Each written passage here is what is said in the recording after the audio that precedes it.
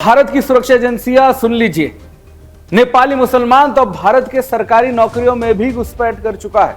और यह दावा हमारा नहीं है, बॉर्डर इलाकों में रहने वाले कुछ ऐसे मुसलमानों का है जो इस बात को लेकर डरे हैं कि कहीं नेपाल के मुस्लिम घुसपैठिए भारत में उनके हिस्से का हक ना मार जाए। और इन्हीं में से एक है अब्दुल रहीम, जो उत्तर प्रदेश के सिद्धार्थनगर जिले का है, जो कि बलरामपुर का पड़ोसी जिला है। अब्दुल रहीम सुदर्शन न्यूज के कैमरे पर दावा करता है कि नेपाल का रहने वाला मौलाना अनवर अवैध तौर पर उत्तर प्रदेश के एक मदरसे में पढ़ रहा है और दावा है कि पिछले एक दशक से अधिक समय से सरकार से वेतन भी ले रहा है।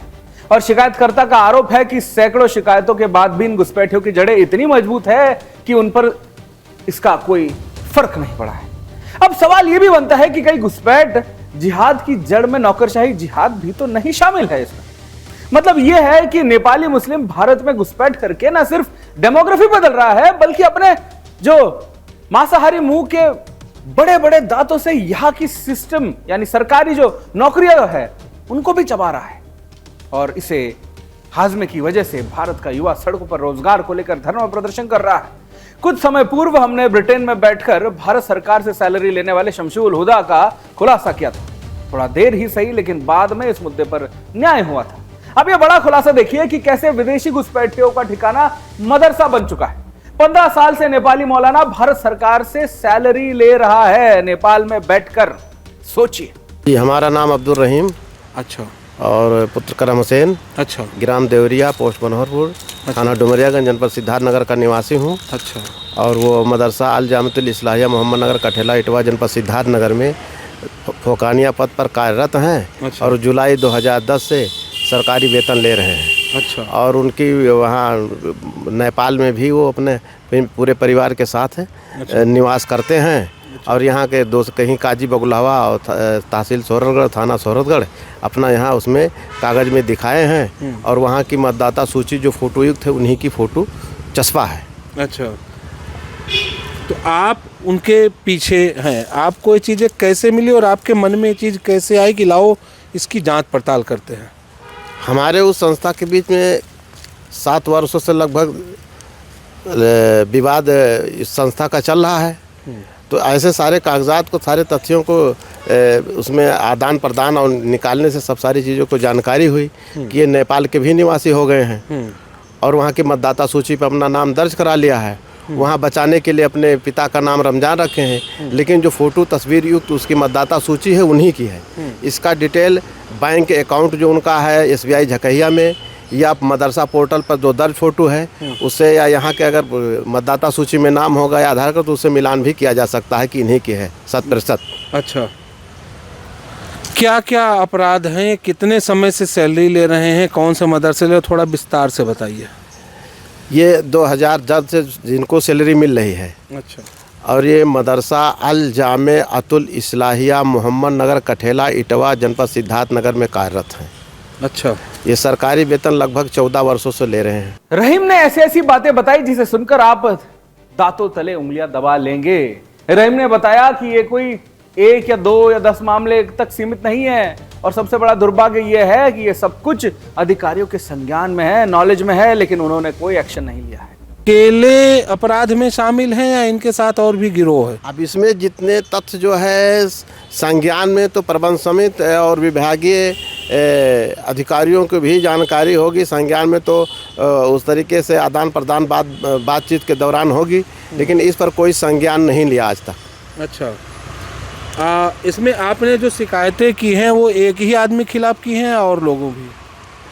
ये जो इनके दोहरी नागरिकता पर मैंने इनकी शिकायत की है, प्रमुख गृह सचिव और माननीय मुख्यमंत्री जी के यहाँ शिकायत की है साक्ष्य लगा करके। अच्छा, उस पर क्या हुआ?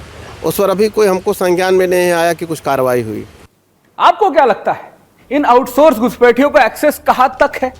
पुलिसिंग बूथों तक है, मतलब जो वहां के, उसके बाद वोटिंग जो पोलिंग बूथ होते हैं वहां तक है, सरकारी दफ्तरों तक है, आपके गली मोहल्लों तक है।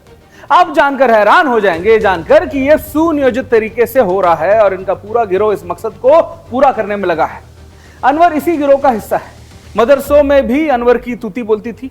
मदरसों में स्टाफ और स्कॉलर्स की सारी नियुक्ति वही करता था। अब इस खतरे को आप समझ सकते हैं कि कितना खतरनाक ये षड्यंत्र पहले से किया जा रहा है। दोस्तों, अनवर के खिलाफ शिकायत कर रहे हैं, आपने उबैदुल्लाह के खिलाफ भी शिकायत की है, उनका क्या प्रॉब्लम है? उबैदुल्लाह की नियुक्ति भी उस मदरसे में बहुत से तथ्यों को नियुक्तियों के प्रकरण में तथ्य को छुपा करके गलत तरीके से और त्रुटिपूर्ण तरीके से नियुक्ति की गई है, जो उस अनियमितता के लगभग 9 स्टाफों की वित्तीय अनुमोदन वापस ले लिया गया है और कुछ हाईकोर्ट के स्टे पर वेतन अपना ले रहे हैं और विभागीय मिली भगत के उसमें लिखने पढ़ने में सब अपना तथ्य को छुपा करके जांच आख्या निर्गत कर रहे हैं। अच्छा। और इनकी नियुक्ति को क्रमांक संख्या 1 पर अनुमोदन पत्र में अनर्हता लिखा है, 12/1/2011 में अनुमोदन पत्रांक 2008 है और उसके बाद इनकी फिर फर्जी नियुक्ति 2006 से दिखा करके और अलग से अनुमोदन पत्र जारी करके और पुनः उसको फिर गलत तरीके से नियुक्ति 2006 दर्ज करने के ये सारे पत्र जारी करके और उसको गलत तरीके से वेतन उसको भी दे रहे हैं। इस तथ्य को तमाम जगह आपत्ति की गई, लेकिन इस पर इस तथ्य को कोई संज्ञान नहीं लिया। दूसरी बात को उसमें जो जांच आख्या में अंकित कर देते हैं। अब बलरामपुर के बाद सिद्धार्थनगर में बना मदरसा जिसे सरकार अनुदान देती है, वो मदरसा ही लैंड जिहाद करके बनाया गया है। बताइए, मतलब अब्दुल रहमान का यह दावा है कि नेपाली मूल का नागरिक अनवर यहां अपना साम्राज्य खड़ा कर चुका है, यहां अनवर के तमाम मुरीद है जिनको वो ट्रेनिंग दे रहा है। मदरसा जिस जमीन पर बना हो, जमीन साफ सुथरी, उसमें तो कोई समस्या वो जमीन में विवादित होने के कारण बंजर से मिली थी इस्लामिया स्कूल मकतब को। उसके बाद इन्होंने गलत तरीके से फर्जी करा लिया। उसके बाद उसमें न्यायालय में विवाद चलता रहा। हमारे पक्ष में एक बार आदेश हुआ, उसके बाद न्यायालय ने बंजर में कर दिया और अब वो बंजर में दर्ज हो गया है। तो बंजर में क्या मदरसा बन सकता है? मदरसा जो है 1 नंबर का विवाद है और मदरसा में बंजर में अंकित हो गया है। मतलब आपका कहना है मदरसा जिस जमीन पर है वो जायज़ नहीं है कानून के हिसाब से? अब वो जो मदरसा है वो सरकारी ज़मीन है। अब वो चकबंदी वालों ने आबाद के हिसाब से इस्लामिया स्कूल मकतब को दे दिया था, इन्होंने फर्जी तरीके से करा लिया। अब्दुल रहीम ने हमारे कैमरे पर पूरे कॉन्फिडेंस के से ये बताया कि ये सब कुछ अधिकारियों की नाक के नीचे चल रहा है, लंबे समय से चल रहा है, लेकिन अधिकारी इस विषय से अनजान बनते हैं, नॉन बनते हैं, इसका नाटक करते हैं। डीएमओ से आपने, जिला अल्पसंख्यक कल्याण अधिकारी से आपने बात की होगी, शिकायत किया, उनका क्या कहना था? जिला की पुलिस का क्या कहना है? जिला के डेमो से जो हमने शिकायत की, उन्होंने अभिलेख के आधार पर अपना पत्र जारी करते रहे।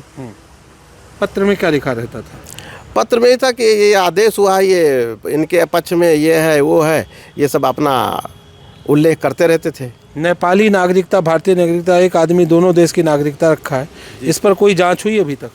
इस पर अब हमने प्रार्थना पत्र दिया है, लेकिन हमारे संज्ञान में कोई जांच अभी हमारे संज्ञान में आया नहीं। रहीम यही नहीं रुका, वो बताते हैं कि हम तो सालों से ये तमाशा देख रहे हैं। अधिकारी कान में तेल और आंखों में पट्टी बांधकर बैठे हैं और उधर नेपाली घुसपैठियों की ताकत बढ़ती ही जा रही है दिन ब दिन।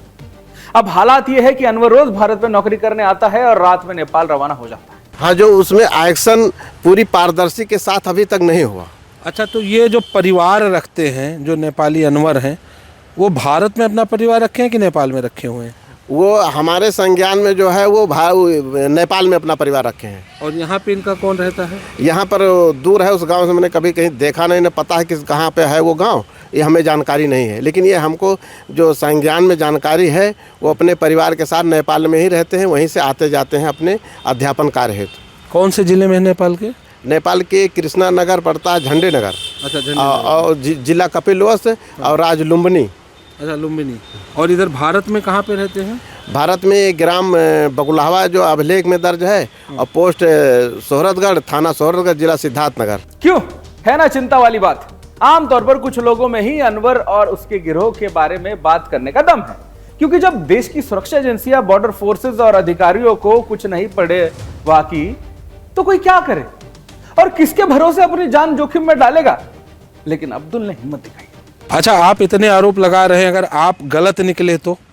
हम जो आरोप लगा रहे हैं वो एकदम पूर्णतः साक्ष्य है हमारे पास, साक्ष्य के आधार पर सब आरोप में लगा रहा हूँ। अगर गलत निकले तो कानूनी कार्रवाई झेलने के लिए तैयार हैं आप?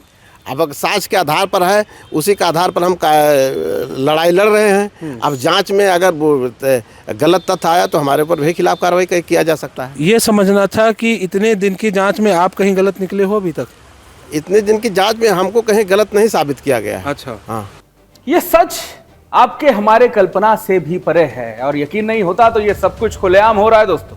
हमारे बॉर्डर किसके साथ, किसके भरोसे पर छोड़ रखे हैं, ये घुसपैठ कब रुकेगी, कौन रोकेगा, ये तमाम सवाल जहन में चल रहे होंगे। रहीम ने बताया कि नेपाल बॉर्डर पर मुसलमानों की ऊंची नीची जाति को लेकर भी लड़ाई चल रही है। आइए देखते हैं रहीम क्या बता रहे हैं। उबैदुल्ला और इस नेपाली आदमी का कोई रिश्तेदारी है क्या?